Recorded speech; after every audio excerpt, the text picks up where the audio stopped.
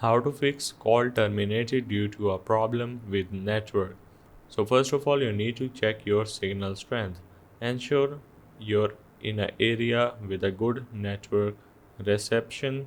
Move closer to a window or go outside if needed.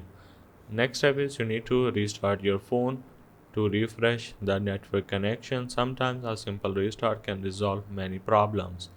Next step is you need to troubleshoot your SIM card by opening up your settings and then go into the cellular, and if you have your SIM set up, you need to make sure to reinsert your SIM properly and make sure that your SIM card is not misaligned, and this can also cause call issues.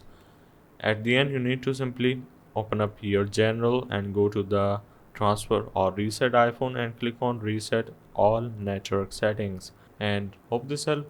This is how you can fix call terminated due to a problem with network.